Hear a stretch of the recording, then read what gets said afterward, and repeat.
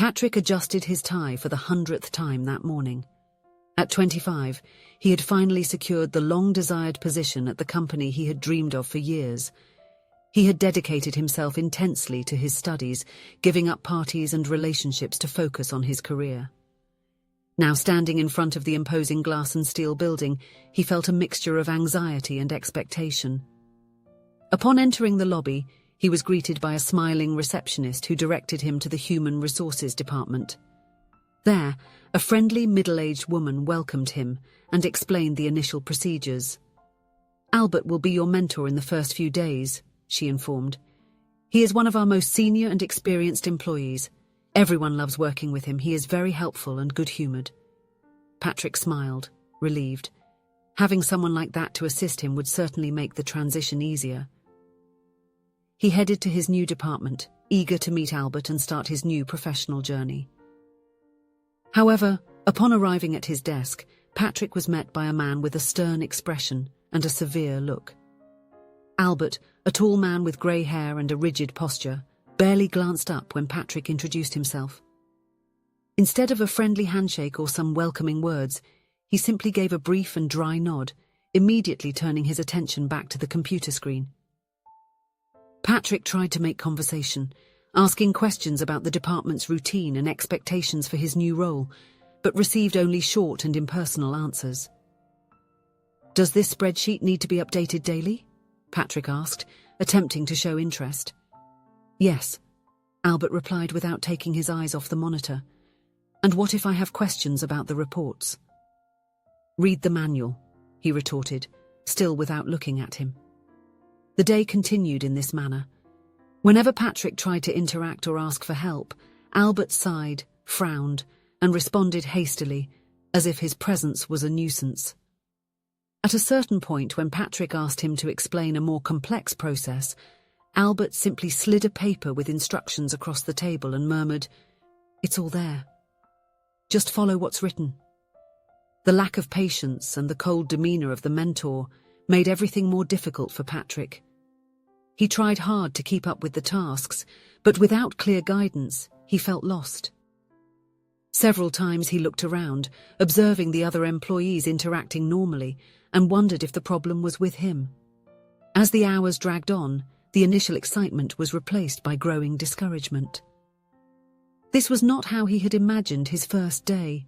With practically no guidance, he felt alone, as if he was there on his own. No matter how much he tried to stay optimistic, each harsh response and each impatient look from Albert made him doubt whether this was really the right job for him. By the end of the day, Patrick was already thinking about quitting. Maybe this job wasn't for him after all. He was putting his things away when Albert approached him, with a different expression on his face. "Patrick, can I talk to you for a moment?" he asked in a much calmer tone. Surprised, Patrick nodded. Albert took a deep breath before starting. "I want to apologize for my behavior today. I know I was rude and unfriendly, and you didn't deserve that. The truth is, I went through a very difficult situation this weekend." Albert paused, as if gathering strength to continue. Patrick noticed that his eyes were brimming with tears. "My only daughter was supposed to get married on Saturday, but on Friday night the groom called everything off. He said he had fallen in love with someone else." Albert's voice trembled slightly. "My girl is devastated. And I'm furious. I knew that guy wasn't good enough for her." Patrick felt a wave of compassion for his colleague. "I'm sorry, Albert. It must have been terrible for all of you." Albert nodded, grateful for the empathy. "Thank you for understanding. I promise I'll be a better mentor tomorrow." From that conversation, the relationship between Patrick and Albert changed completely. As promised, Albert became an attentive and patient mentor. His cheerful and playful personality soon emerged, making the work environment much more pleasant. Despite the age difference, Albert was almost 50 years old. The two developed a solid and genuine friendship. Working side by side, they exchanged ideas, experiences, and over time Patrick came to see Albert not just as a mentor, but as a loyal friend. He deeply admired his dedication to family, especially the unwavering love and protection he showed his daughter.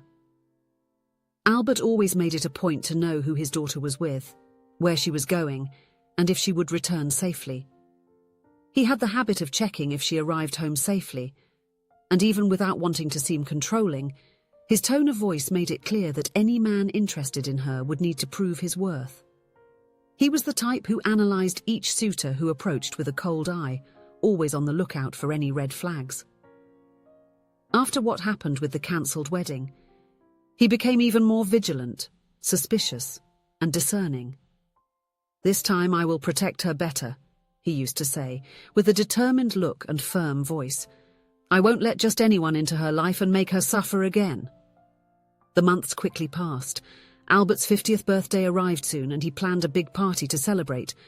Patrick was happy to be invited, feeling fulfilled to be able to take his friendship with his colleague beyond the office. On the day of the party, Patrick arrived at the decorated hall feeling anxious. He greeted some colleagues and accepted a glass of champagne offered by a waiter. He was admiring the decorations when he felt something cold on his chest. "Oh no, I'm so sorry." Patrick looked down and saw a wet stain spreading across his white shirt. He raised his eyes and found himself facing a young woman with big green eyes who was staring at him mortified. "I'm so clumsy," she groaned, grabbing napkins to try to dry Patrick's shirt.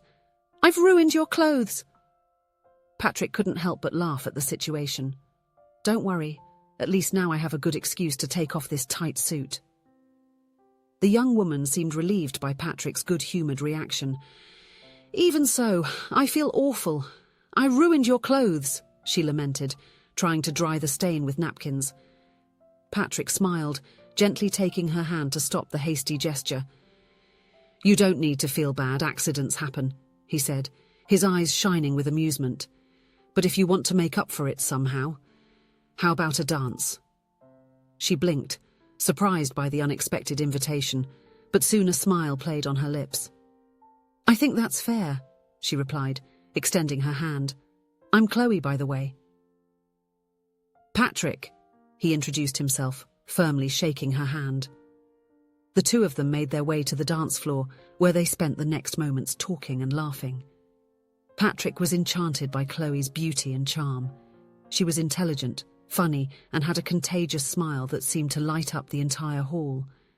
When the music slowed down and the lights of the hall turned towards the center, announcing the time for congratulations, Patrick stepped back a little to observe the scene. Albert, smiling, stepped onto the small stage and made a gesture to someone in the crowd. "Chloe, come here, my daughter," he called out enthusiastically.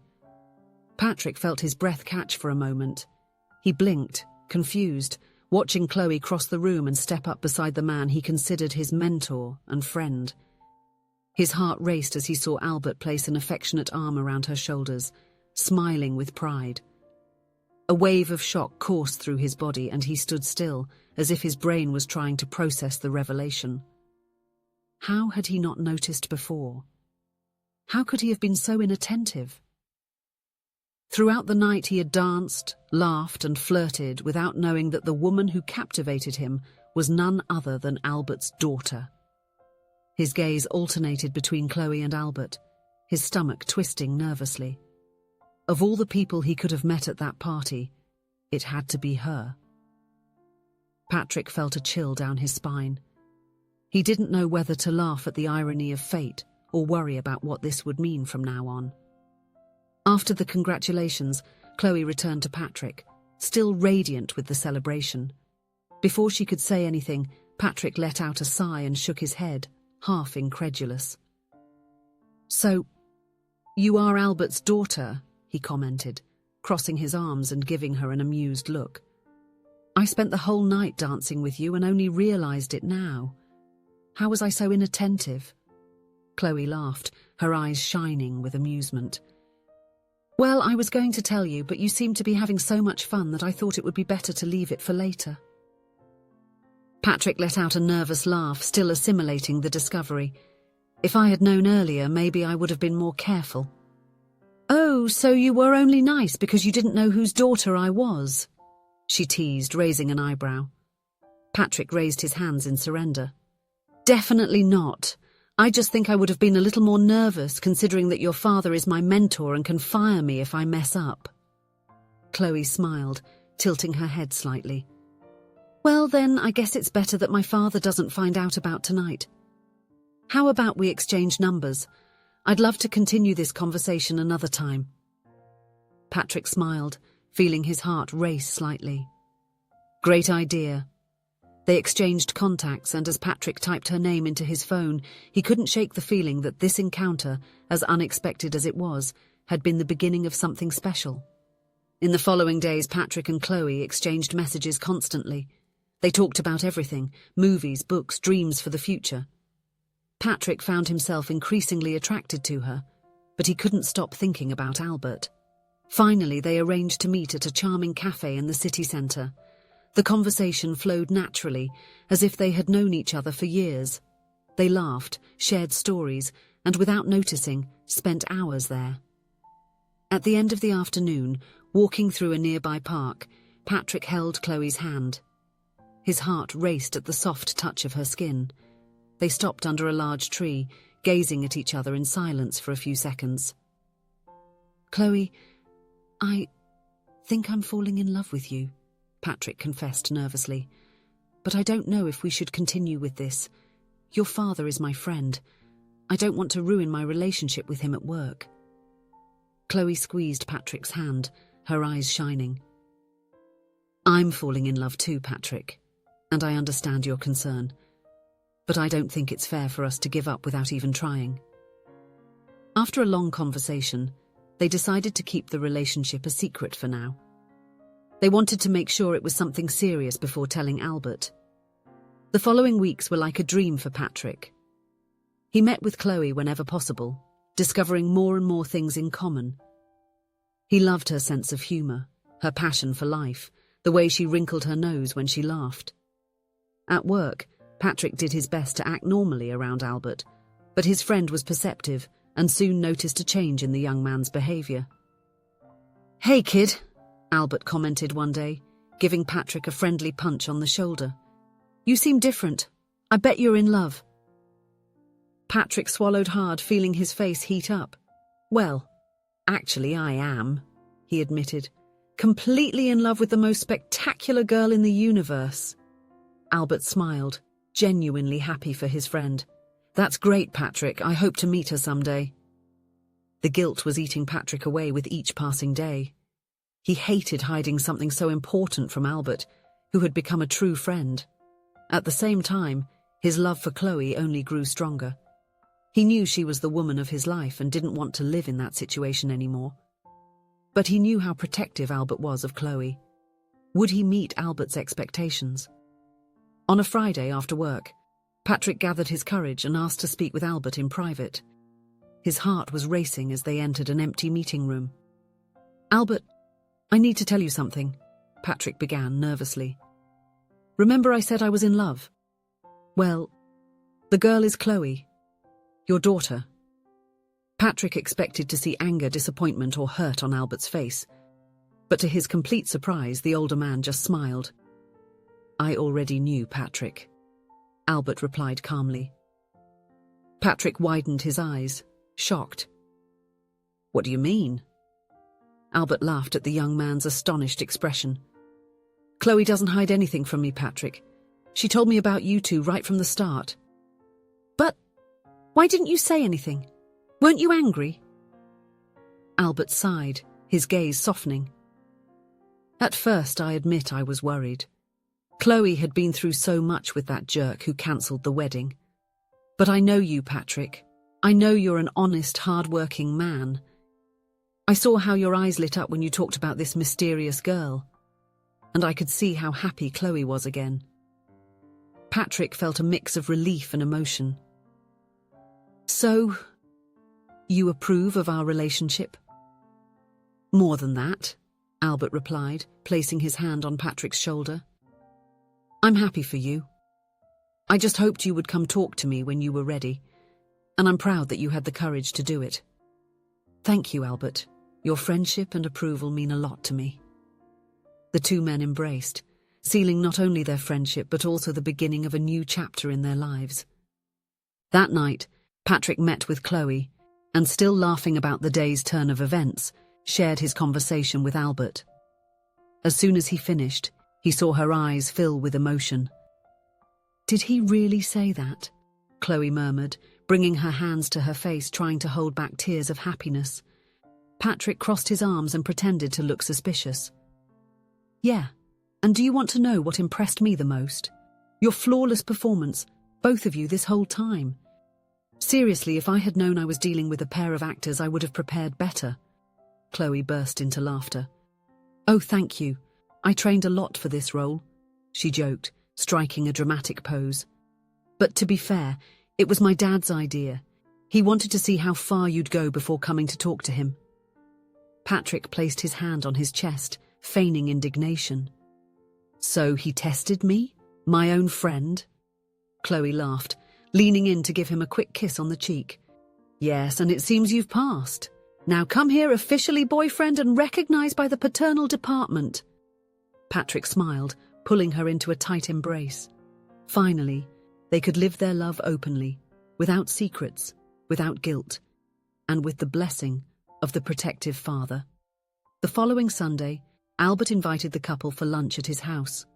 While watching the young ones in the garden, Albert felt his wife's arms wrap around his waist. "You did the right thing, dear," she murmured. "They look so happy."